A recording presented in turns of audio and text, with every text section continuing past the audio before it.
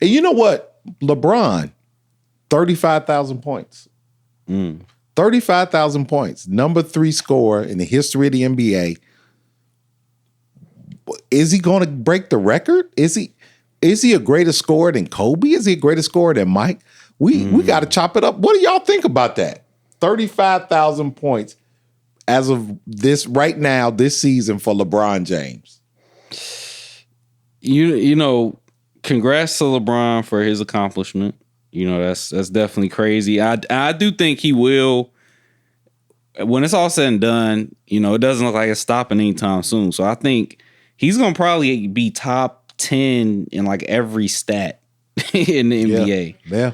And I think he'll have that number 1 spot in total points. So you think he could do it? Did you know LeBron is the only player with 35,000 points, 9,000 rebounds, 9,000 assists, and soon he'll be 35, 10, and 10. Wow. 10,000, 10,000. Nobody else has that. But let me try to give you some context, because I want to hear from April about this to see if he can catch Kareem. Kareem is the all-time leading scorer. Kareem has 38,000. LeBron has 35. If LeBron plays all the games this year and averages 25, second is Karl Malone with 36,000. So let me just kind of hear what you guys think after you hear this. If LeBron plays all 72 games and he averages 25 a game, he would still need a third of the next season, a little less than a third of the next season, to pass Karl Malone. And you know, still averaging in the 20s. Then to catch Kareem in the 21-22 season, who has 38,000, if he plays 82 games and he averages 25, he will still need to go into the 22-23 season, averaging about 20 to pass Kareem. So to make a long story short, to pass Kareem, he would need to stay in that 25-point game range, and he's done that every year since except for his rookie year. And he would have to do that through the 22-23 season. Early in the 22-23 season, he'll finally pass Kareem. So what's that? That's two more years, basically. Basically, 2 more years. But he got to stay at around 25 a year, and play all the games. Yeah. Yeah. So that's what he has to do. He's got to play all the games and still average 25 points a game. He's a career average 27-point a game scorer, so he'll have to basically keep that pace for a couple of more years and not missing games like he does now. So do you think he could pass Kareem?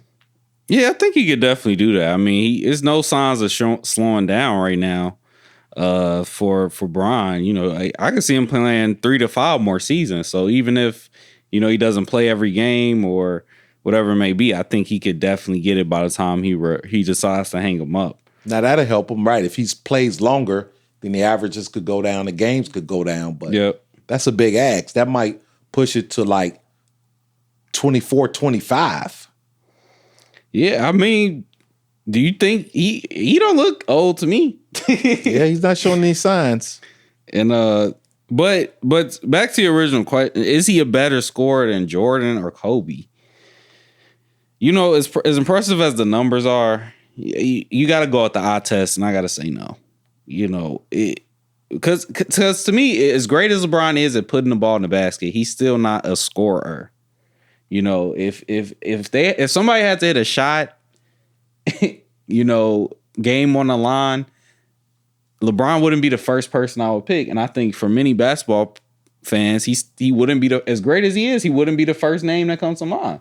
I'd much rather have, look, he just missed some game tying free throws a couple games ago. You know, he's not a good free throw shooter. He struggled at the free throw line. You know, he's got a lot of criticism for passing up late game shots. You know, he always makes the best basketball decision, but that scoring mentality, that situation, right? We've seen Jordan average 35 in the season. We've seen Kobe do the same thing.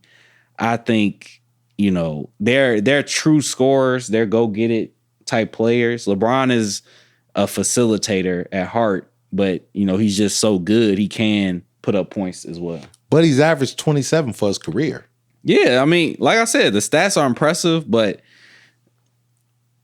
he's won a scoring title before. A lot of people forget that. Yeah, he did. But I still, to say he's a better scorer than Jordan, no. Better than Kobe, no.